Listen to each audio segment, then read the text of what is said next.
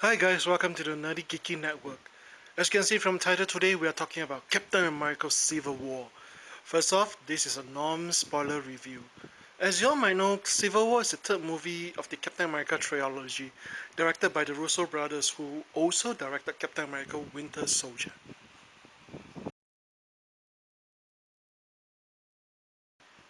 Okay guys, let me break it down to you all. Civil War is one of the best Marvel movie up to date.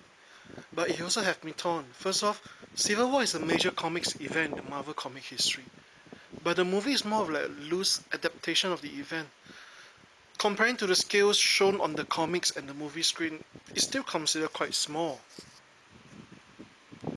And one more thing to take note, you will need to have at least watched the Avengers Age of Ultron before you watch this movie. But don't get me wrong, this is not Avenger 2.5. Ultimately, it's still a Captain America movie at the end. But it will help if you have watched the Avengers Age of Ultron. Alright, now we have this out of the way. Let's talk about a little bit of the starting plot of Civil War. Most of you have already known what has happened during the trailer itself. Some of you already watched the movie, so without really touching much upon that until the spoiler review, Avengers has been operating as their own private army, in a sense, without any government bodies to actually keep them in check. Sometimes SHIELD will help. That was during the starting of the event itself. I mean, the previous few movies, not this. But after the destruction, they have been operating by their own. So, when the Avengers fight the bad guys from all these movies itself, you see cities like New York, Sokovia getting destroyed, buildings falling down, cars exploding. There must be casualties inside those accidents. People do die. As you can see from here, the Avengers are torn in between this kind of incident. That is what this movie is actually all about for the most part of it. Alright, with that out of the way, let's talk about a new addition to the MCU. Spider-Man, Black Panther, Tom Holland's Spider-Man. You already seen how he looks like in the movie trailer itself. But that doesn't really do him much justice. You should actually catch the movie. To my frank opinion itself, he's the best Peter Parker slash Spider-Man up to date. I mean, right now we have already have 5 movies for Spider-Man. The first 3 Raimi trilogy, and then the 2 amazing series itself. But those guys are classic, but they can't compare to Tom Holland. I mean, he's geeky, he's nerd, just like us, but he got a good sense of humor. So inside this movie itself, he doesn't really play much of a big part. I can say maybe around 15 minutes of showtime, roughly around there. And he doesn't really play the part like how he did inside the comics. So that's something that you should take note of. But that's how I feel about him is he's more down to earth compared to the rest of the 2 actors who have played Spider-Man before.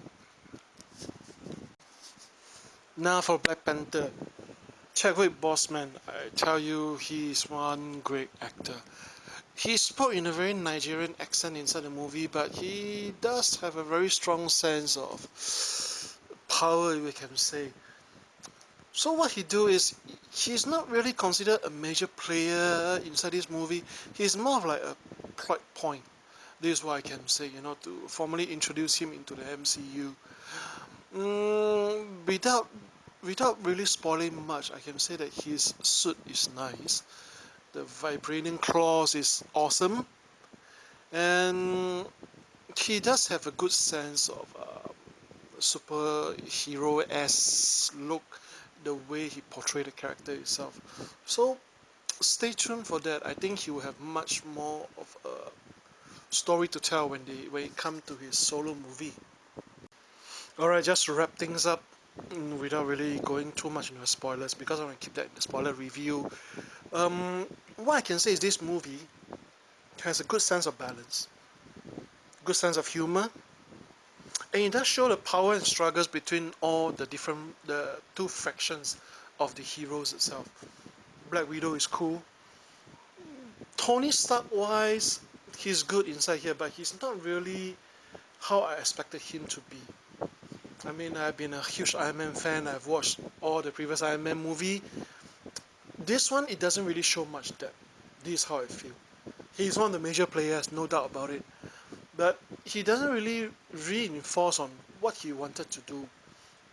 It's a little bit blindsided how I feel. But don't get me wrong, Robert Downey Jr. is a good actor. Maybe what I feel is the directors itself or the screenwriter itself, they should have actually focused a little bit more on his reasoning behind why he wanted to stand on the government side to really truly explain how he feels. We only see bits and pieces throughout all his movies, but I feel that they should actually round it out more over here instead of going here do this and do that. I talk more about that inside of spoilers.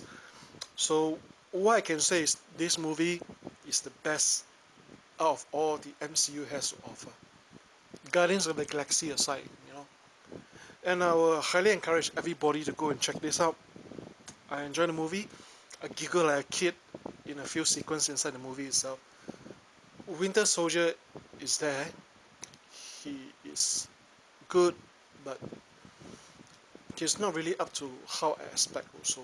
I mean, beside all these few minor nitpicks, from my personal point of view, overall it's a very good movie. So the final verdict of this movie, Captain America Civil War, is a 8 out of 10. The best movie up to date, I mean for this year. So without further ado, let me bring this video to a close and see you guys at the next movie review. But before you close off the tube itself, subscribe at the button below. Alright guys, see you guys soon. Goodbye.